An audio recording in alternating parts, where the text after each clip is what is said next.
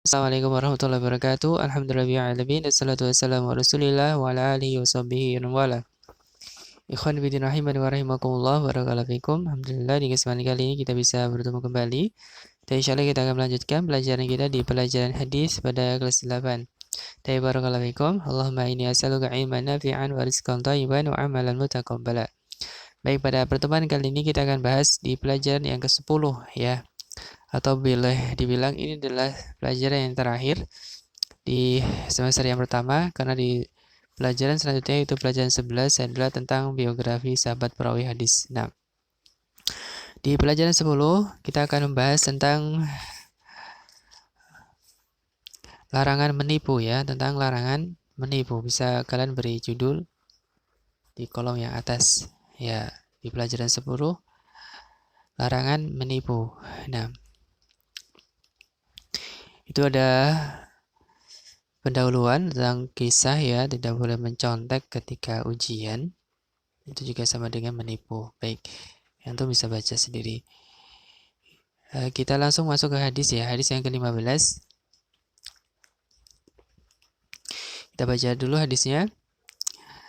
An Abi Hurairah radhiyallahu anna Rasulullah sallallahu alaihi wasallam marra ala sabrati ta'amin fa idkhala yadahu fiha fanalat asabi'uhu balalan faqala mada ma hada ya sahib at-ta'am qala asabadahu as-sama'u ya Rasulullah afala ja'altahu fawqa ta'am kay yarahu an-nas man khasya falaysa minni rahul Muslim. Dari Abu Hurairah radhiyallahu bahwasanya Rasul sallallahu alaihi wasallam melewati tumpukan makanan, kemudian beliau memasukkan tangannya ke tumpukan makanan tersebut dan jari-jarinya mendapatkan makanan tersebut ternyata basah di dalamnya.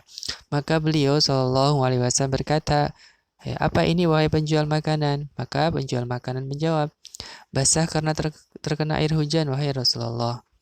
Maka beliau SAW berkata, mengapa tidak kamu taruh di atas makanan sehingga manusia bisa melihatnya? Barang siapa yang menipu, maka dia tidak termasuk dariku. Maksudnya penjual tadi itu menaruh atau meletakkan bagian makanan yang basah itu di dalam, sehingga tidak terlihat oleh manusia yang akan membelinya, padahal di dalamnya ada basah. Nah, ini ditegur oleh Rasulullah SAW karena itu ya ada bentuk dari menipu, seakan-akan di luarnya itu kering tapi ternyata di dalamnya basah. Ini mungkin gandum atau yang semisalnya ya. Taib barakallahu fikum. Jadi ya dalam hadis ini ada larangan untuk menipu. Larangan untuk menipu dalam hal ini adalah dalam jual beli. Namun diancam tidak termasuk dari golongan Rasulullah SAW. Jadi ini termasuk dosa besar ya. Taib. Kita ke kosakata. Sabratu ta'am artinya tumpukan makanan. Asabatahu sama artinya basah terkena air hujan. Dan falaysa minni maksudnya tidak berada di atas jalan sunnah Rasulullah SAW. Kemudian apa hukum menipu? Ya tentunya haram ya, termasuk dosa besar. Nah, kita pakai makna dan bimbingan hadis. Agama Islam mewajibkan ya atas diri kita untuk memiliki pekerjaan yang halal. Ya, karena pekerjaan yang haram memiliki pengaruh terhadap penampilan pemiliknya dan menghadapkannya kepada hukuman Allah di dunia dan juga di akhirat. Jadi, ya pekerjaan yang halal adalah kewajiban bagi kita semuanya ya. Untuk mencari dari pekerjaan yang halal. Karena itu adalah sangat penting. Di antara contoh pekerjaan yang haram itu sangat banyak ya, menipu dalam jual beli, berdagang barang-barang yang haram, apalagi sebanyak ya pekerjaan yang haram, yang riba misalnya, rentenir, menjual beli barang-barang hasil curian, ya dan seterusnya dari pekerjaan-pekerjaan yang haram. Kemudian di antara contoh menipu dalam jual beli adalah menjual barang tiruan yang dikatakan barang tersebut adalah asli. Ya, ini juga termasuk menipu ya. Tidak boleh kalau jual beli ya kita harus jujur, ini barang tiruan. Ya, harganya sekian, kalau yang asli harganya sekian begitu. Jangan Jangan menipu, jangan berbohong. Ya, juga termasuk menipu dalam jual beli adalah misalnya menjual barang yang kelihatannya bagus tapi ternyata ada cacatnya disembunyikan. Ya, maka ini juga termasuk menipu. Ya, ada juga menipu dengan harga misalnya. Ya, ada yang menawar 10.000, ya, tapi si penjual berkata, oh tadi ada yang menawar 15.000, saya tidak kasih. Nah, padahal tadi tidak ada orang yang menawarnya. Ini juga termasuk menipu ya, maka tidak boleh. Nah, menipu diharamkan dalam semua bentuknya. Di antara bentuk menipu, ya yang tersebar di kalangan manusia adalah menipu dalam jual beli, menipu dalam ujian, apalagi coba. Banyak ya, menipu dalam apa ini pekerjaan, ya, ya, menipu dalam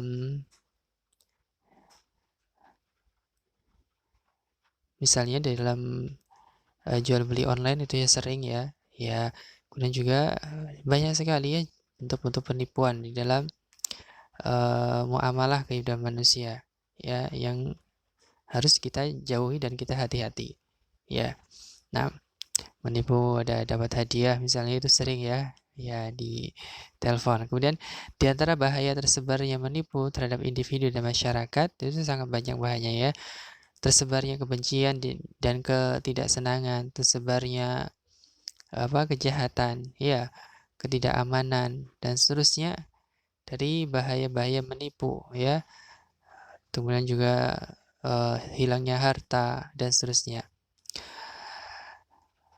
Kemudian menunjukkan apa perbuatan Rasul Shallallahu Alaihi Wasallam yang mengajak pasar kaum muslimin, menunjukkan tentang perhatian Rasul ya terhadap rakyat kepada umatnya.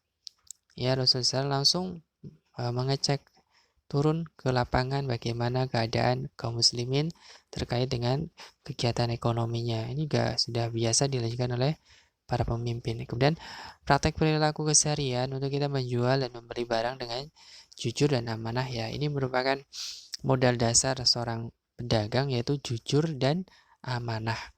Jika seorang pedagang sudah terkenal dia adalah jujur dan amanah, insya Allah dia akan berhasil dalam perniagaannya.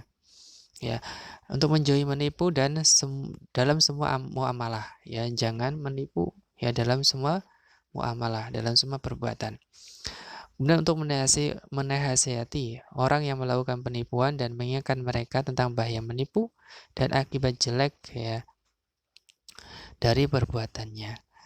Tapi ini dari praktek perilaku keseharian untuk kita bisa berperilaku jujur dan amanah, menjauhi dari menipu ya, dan bisa memberi nasihat kepada orang yang melakukan penipuan ya dengan baik. Nah, barakallahu fikum, ini ada pengayaan nanti bisa kalian baca sendiri. Baik, sampai di sini di pelajaran yang ke-10 ya tentang syahidnya tadi manhusya falaysa minna. Mudah-mudahan bisa dipahami dan bisa bermanfaat. Tapi wallahu ta'ala alam, subhanakallahumma bihamdika asyhadu an la ilaha illa anta astaghfiruka wa atubu ilaik. Assalamualaikum warahmatullahi wabarakatuh.